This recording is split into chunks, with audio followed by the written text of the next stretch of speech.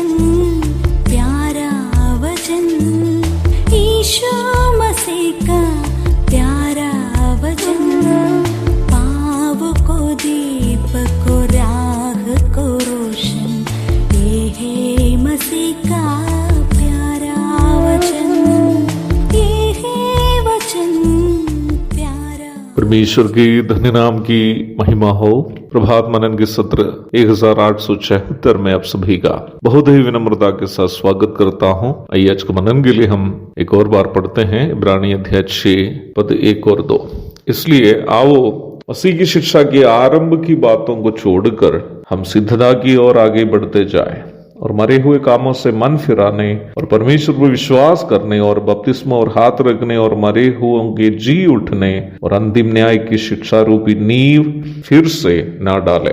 Bible में बताए गए विभिन्न बपतिस्मों के बारे में एक संक्षिप्त परिचय प्रभात मनन के बीते सत्र में हम देखे थे। बाइबल में बताए गए सभी बपतिस्मों का एक समान स्वभाव के बारे में देखे थे कि सभी बपतिस्माएं किसी न किसी ईश्वरीय योजना में मनुष्य की सहभागिता परमेश्वर के द्वारा कराए जाने को हम देखते हैं। यदि ऐसी बात है तो उद्धार प्राप्त मसीह विश्वासियों के लिए प्रभु यीशु मसीह के द्वारा निर्धारित पिता पुत्र एवं पवित्र आत्मा के नाम का बपतिस्मा किस ईश्वरीय योजना में हमारी सहभागिता को दर्शाता है। उस विषय की ओर जाने के पूर्व एक और अनिवार्य बात को आपसे कहकर मैं आगे बढ़ना चाहता हूं। मसीह विश्वासियों के लिए जीवन के हर क्षेत्र के लिए परम आदर्श प्रभु यीशु मसीह के अलावा कोई और नहीं है। The ultimate role model for Christians in every aspect of life is none other than the Lord Jesus Christ himself.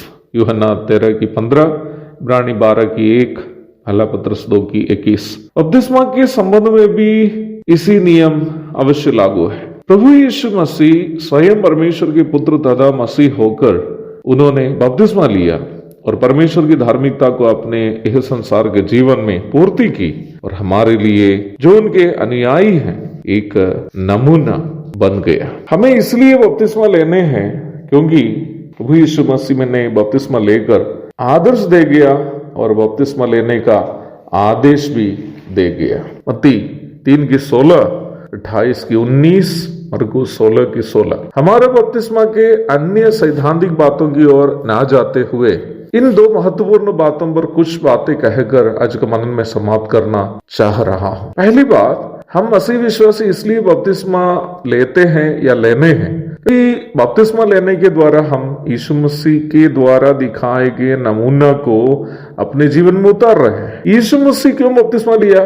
ताकि मनुष्य शरीर में परमेश्वर की धार्मिकता की पूर्ति करके इस्राएल के सामने ये प्रकट करे कि वही मसीह है जिसकी प्रतिज्ञा न्याय व्यवस्था में परमेश्वर के द्वारा की गई थी।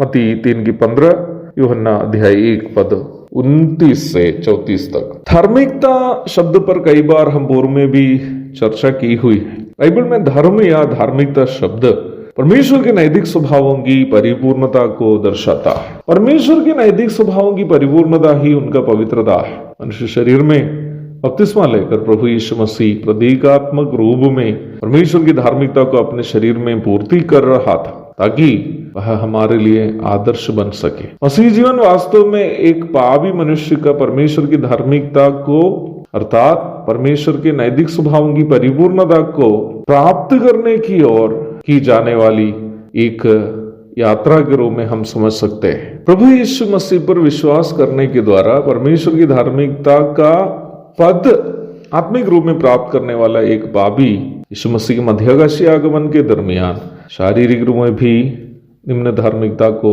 प्राप्त करके प्रभु यीशु मसीह के समान पूर्ण रूप में बदले जाएंगे और उनकी महिमा प्राप्त करेंगे। रोमी 8:17, 8:23, यूहन्ना की पहली पत्री अध्याय 3 पद 2। प्रभु यीशु मसीह मनुष्य शरीर में आकर हमारे पाप के लिए मृत्यु सहकर पुनरुत्थान प्राप्त किया और आज महिमा में विराजमान है। अब हम हमारे विषय के दूसरे तथ्य में आते हैं। हमें इसलिए बपतिस्मा लेने हैं क्योंकि ये प्रभु की आज्ञा है।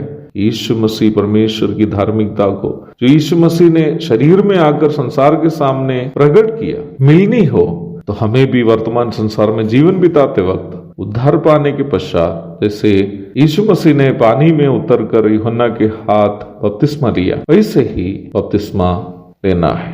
3:8 प्रेरितों के काम 8:38। परंतु अवश्य ध्यान दे कि बपतिस्मा उन्हीं लोगों को लेना है जो पूर्ण रूप में यीशु मसीह पर विश्वास किया। प्रेरितों के काम अध्याय 8 पद 36 और 37।